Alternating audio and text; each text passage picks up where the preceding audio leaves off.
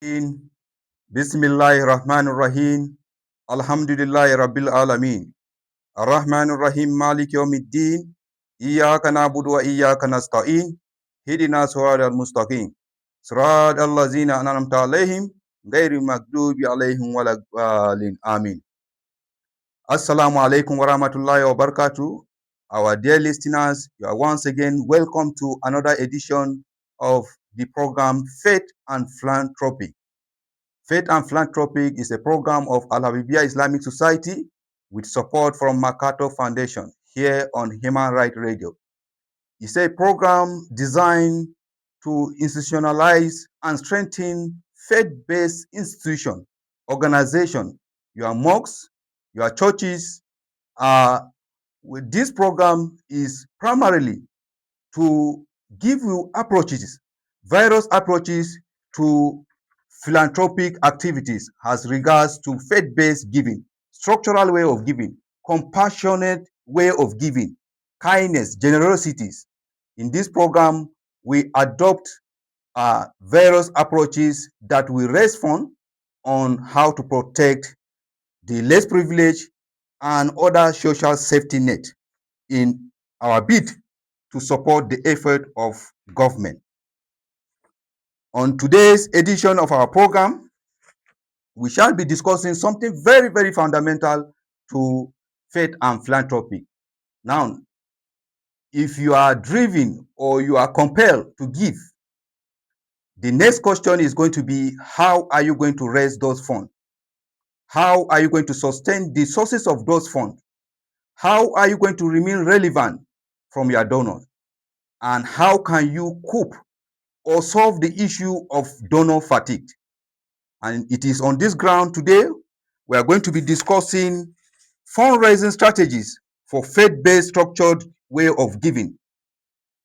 And to do justice to this subject matter, today we are honored to have an expert in that field, a philanthropic, a strategist, to share his view and approaches. Now, I want to encourage our listeners, if you have passion, either to strengthen or to establish uh, any arm of faith-based giving within your mosques or churches, I encourage you, this program is for you for today, so that you learn one or two things on how to go about it. I have the privilege to welcome on this program our father, a reputable personality, Malam Garba Sani. He is the Director, External Relations, Fundraising and Investment of AL-HABIBIYYAH Islamic Society. He is a chartered accountant with years of experiences in varying fields such as Islamic social finance and international investment portfolio. We are going to be hearing from him various approaches on how we are going to be going about, we that want to go into faith-based philanthropic activities. You are welcome to the program, Malam. Thank you very much. Yeah, you're very much welcome. We can't wait to hear from you. So before we start, I want Malam to just give us like a background. When we don't want to have too much grammar, structural way of giving, structured way of giving. Can you just throw more light? What does that mean? أعوذ بالله السميع العليم من الشيطان الرجيم بسم الله الرحمن الرحيم والصلاة والسلام على رسول الله وآله وصحبه أجمعين. Assalamu alaikum warahmatullahi wabarakatuh, our listeners. Yes, a structured way of giving is actually self-explanatory. However, both in the faith of Islam as well as Christianity, it is a deliberate plan, consistently maintained, of giving generously to the recipients. The recipient could be individual, could be institutions, especially charitable institutions. And some of these structural giving are already ascribed in the books of both faith in terms of how to give in a structured way.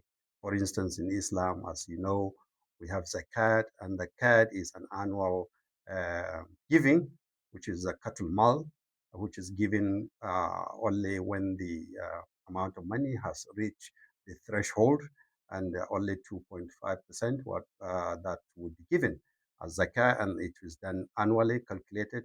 And when the threshold is reached and it lasts for a year, then the the uh, the zakah will be calculated and given.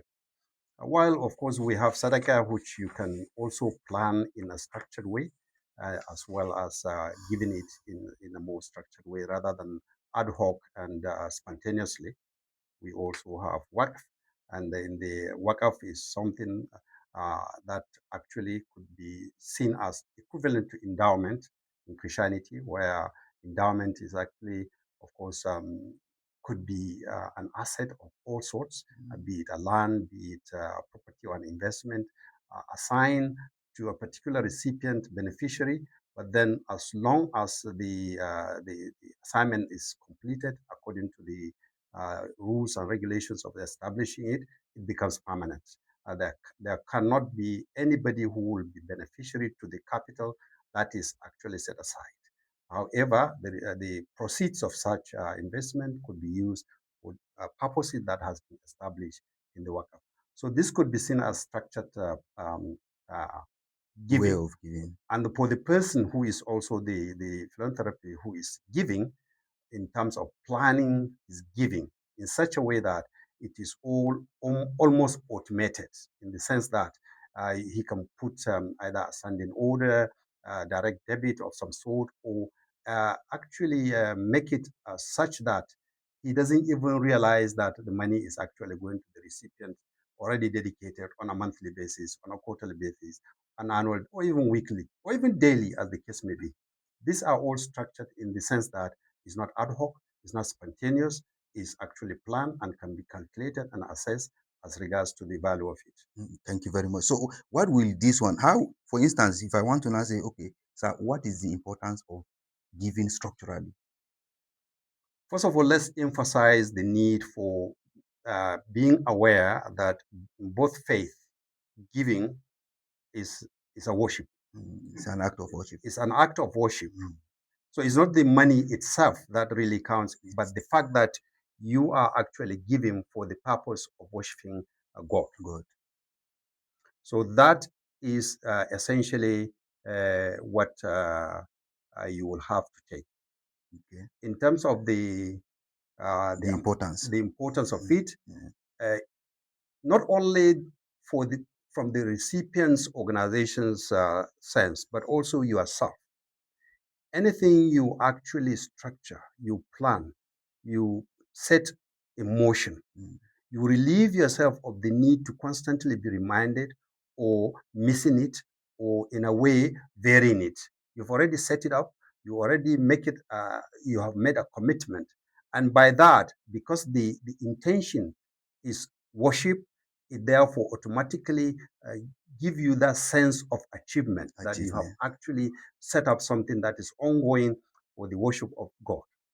And then for the recipients, then they can actually not only know what they are expecting on regular basis, be it monthly, weekly, annually, or whatever the case, but plan for it, budget for it, have system that will be set up in order to make sure each and every donation that is received or given that has come has already been expected, planned, and the value is aware. And then they can plan their own activities in terms of empowerment of people or in terms of execution of projects or whatever.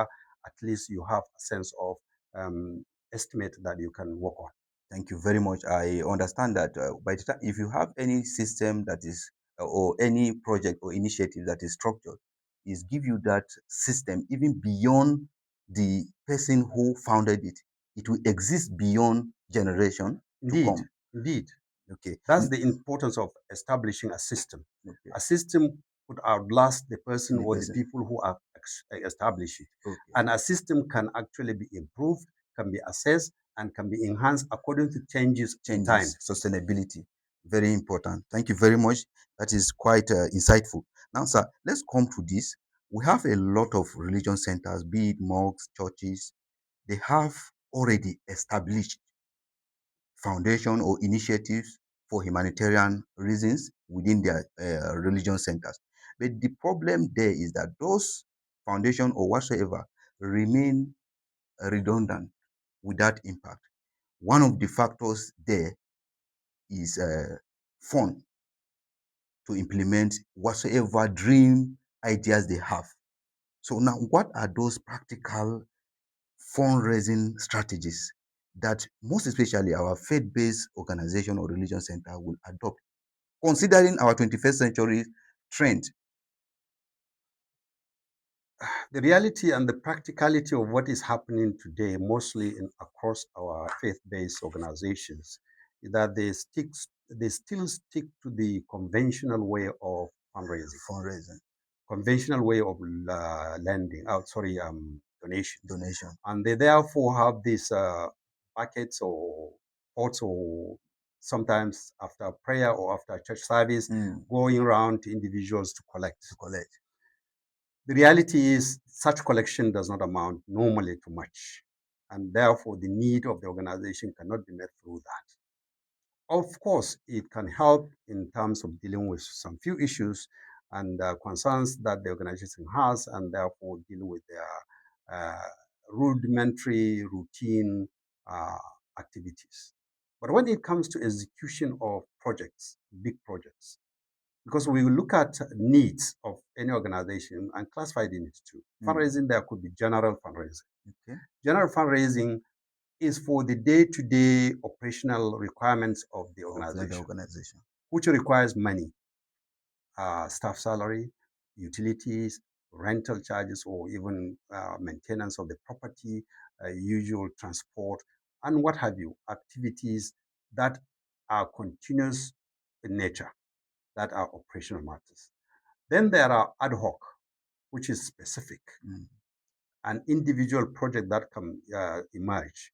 For instance, you want to go specifically out for medical outreach, for instance, and you require 5 million naira. And that is not a daily activity. This is a one-off. As such, it requires a different approach. And therefore, the plan should be that not only do you in your organization set up a system of fundraising that you take seriously, rather than the rudimentary, routine, conventional way of fundraising. You set up a system manned by people who know what they are doing, or at least are trained to handle such activity of fundraising, and also make sure you um, fund them, you look after them. Because what we notice in a lot of donations and fundraising, at the end of the day, sometimes the actual amount of money that reaches the organization after going through the process of collection by the volunteers, by the individuals, and so on, does not amount to exactly what has been given. Because some of it goes away into some other pockets and stuff, that because these volunteers either are not properly trained, they're not properly um, empowered, and or they lack integrity. So a system should be set up such that such things are taken care of. And then the donors, individual donors, should not be taken for granted. People develop interest in giving to charities based on the activities of charities, based on what they see and what they identify with as their own values. And therefore, you need to identify potential donors, uh, build a database, profile them, uh, keep in touch with them, as well as whenever a donation is received, you have to not only acknowledge it, but also follow it through with a regular update as to how that money has been used, and that would encourage much more donations coming through to you. Thank you very much. I was to ask you, you have touched on what I wanted to ask you next. Next, the issue of trust. We know. Now we are talking about relationship between the donor and the organization that is receiving this fund. Now, most of the time, the central issue there is the trust. How can organization build this trust and sustain it? Now, I want you to take us through even around issues concerning donor fatigue. How will an organization avoid all these things? There are factors on either you have more funds or you have underfunding or not even completely. So how can organization meander through all this? Essentially, trust is built on certain specific, tangible uh, activity by the recipient, that is the recipient organization, Mm. to the donors. The organization has to be organized in such a way that all donations are transparently dealt with and accountability is quite clearly given. Mm. Updates and regular reporting to whoever donor is given. And not only that, you don't take donors for granted. As I say, major donors Mm. are people who have their own preferences as to what they want to spend their money on. And therefore, you need to identify these individual donors, profile them. Not only profiling them, but also building a relationship with them. And this relationship means you actually follow up as regards to their own activity in their own lives and be part of it. Mm. That is, become their friend. A friend is somebody who is aware of what you are doing, and when the time comes for him to rejoice with you, he will rejoice with you. When there is sadness, you will also be part of that. And when there is an event associated with your family, they come to you and so on. So with that, you will be able to actually uh, always be in the mind of the donor, Okay. not when you need the money Okay. to go to him. So now we are talking about local donors in this case. Yes. Yes, for instance, or some of our individual supporters in the mosques, in the churches who are well to do, they are the individual we are talking about. Could be said to be so, and as well as international, actually, Okay. in a way. Okay. So how can we localize? Okay, I wanted to ask you, um, there's already these issues around international donors are withdrawing funding local activities in Nigeria or Africa entirely. So how can we now, what strategy can we use to leverage on our strength locally and raise funds for still these impactful activities? What are those things, those strengths we have? Yeah. The more you focus locally, really, the more reliably you can plan your fundraising. Mashallah. Because uh, if you rely on international donors, which of course they are also useful, they pay a lot. In fact, a lot of times when they donate, you find that the donation is substantial. Substantial. For you to qualify, of course, you need to go through the requirements of Requirement. not only part of the application, but also you have to consider the political sort of environment they are operating back where they are. For instance, in the West, in the UK, in the US, or Germany, wherever else. Because sometimes political incidents will tamper with these sort of things, and that's why they I will think that draw is and what so is on. happening. And this is what's going on. For instance, in America, we know what's going on. And we know how the president now is doing what he's doing, and it affects us as faith-based organizations. However, locally, we have not only millionaires, billionaires, multi-billionaires. And these people are people who actually uh, could be ready to give. And giving, especially in terms of zakat, some of them, especially the Muslims, they don't receive genuine counseling on how to actually pay their zakat. Zakat being fard, being obligatory. They still skip it sometimes or brush over it without really much reference to it because they don't know essentially what it means. Zakat is a purification of your wealth. And giving it therefore purifies your wealth, and God blessing is expected of whatever is left for you. So it actually, you are not only doing your obligation, but you are purifying your wealth and you are actually investing in your future, in akhirah. So such strategy of identifying these donors, enhancing their knowledge of it, keeping in touch with them, being transparent and accountable to whatever they do, showing them what is going on whenever they donate, Guarantees and give them some guarantees, and use this powerful technology in order to actually make sure they are at any given time could ask for any information regarding what you are doing or their specific donation, and they can get it. Thank you very much. And that brings us to the importance of visibility structure. When you are giving, you should be able to tell people what you are doing, whatsoever product you have. You should be able to show people this is what I've done. I've trained so number of children. I've taken care of so number of vulnerable children, so that the donors will be rest assured that their resources are well utilized, and it will even attract more donors. Thank you very much, our listeners. If you are just joining us, this is your program, Faith and Philanthropy on Human Rights Radio. We are discussing fundraising strategies for faith-based structural way of giving. We are here. Our expert is Malam Garba Sani, the Director of External Relations, Fundraising and Investment of Al-Habibiyah Islamic Society. He's sharing his thought on those approaches and strategies on how faith-based organization, institution, foundation could utilize and raise funds for any act of kindness within their community.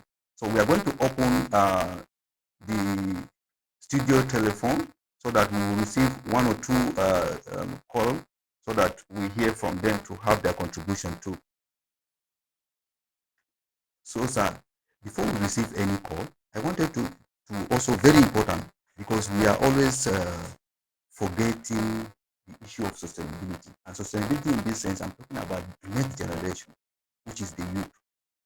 How can we harness the technological knowledge of the youth? How can we leverage on it for fundraising?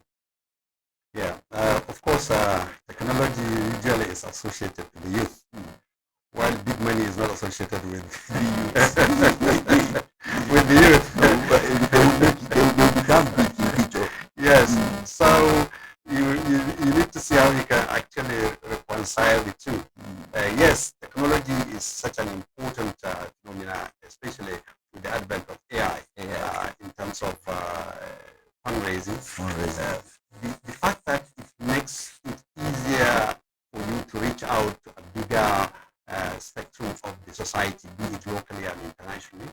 It also makes it easier for you to be transparent in displaying what it is you're doing and be accountable, and quickly and in an instant, sometimes real time, produce reports of proposals. Yeah, proposals, and you can learn a lot too on how to do it, where to do it, as I say, the AI. So the youth, especially when it comes to being part of the body of staff in the institution or in the church or in the mosque that are actually developing this system, they have a lot to give because they are so conversant with it, and probably the kind of digital transformation that AI has brought make it much easier.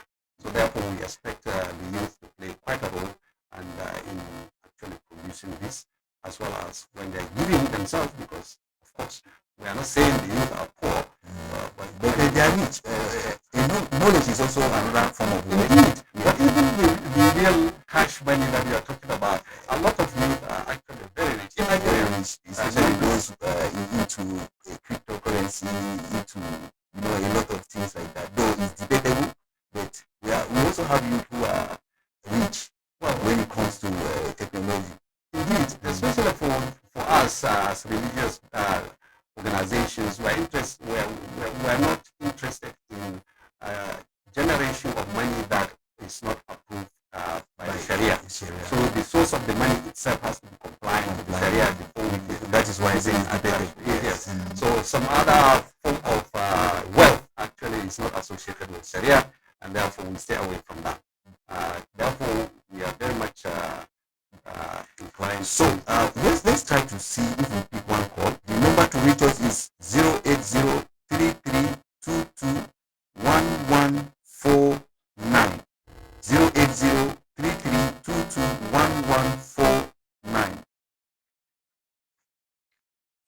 Hello, Assalamu alaikum. Wa alaikum salam. Who are we talking to?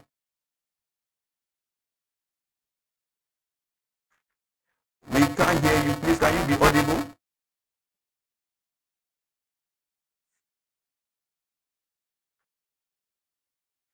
Okay. Sorry, we can't hear him clearly. Hello? Hello? Who are we talking to?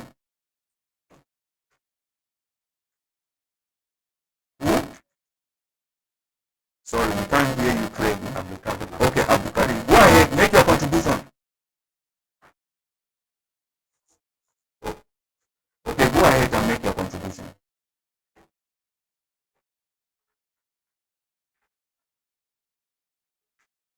What? Sorry, depends on the line.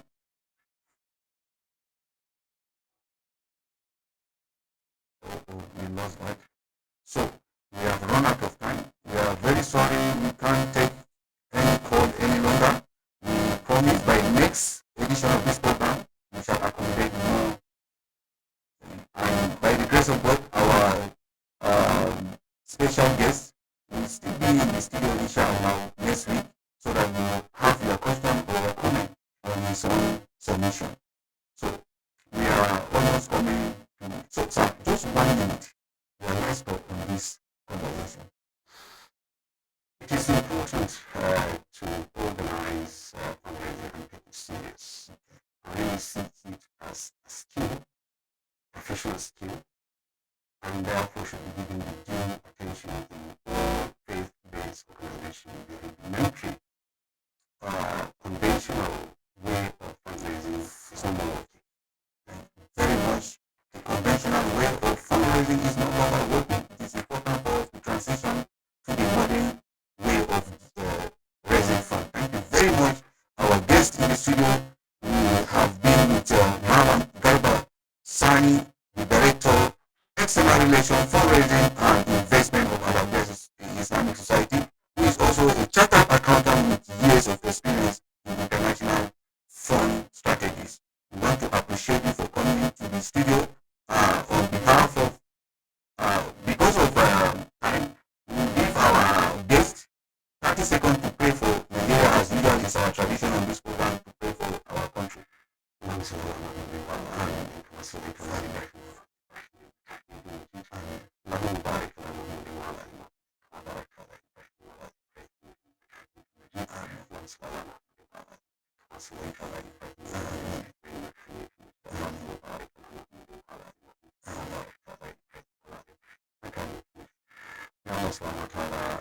Bless this hearing, as well as reach out to those who need to hear this, as well as train their mind in the right direction. May our country, what we are facing in this constitution and what we are expecting to happen in the election, may God be with us and take care of our affairs.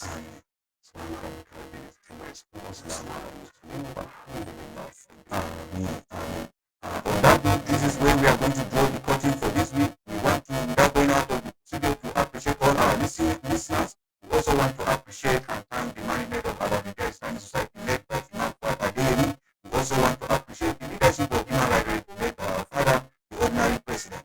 Without going out of the studio,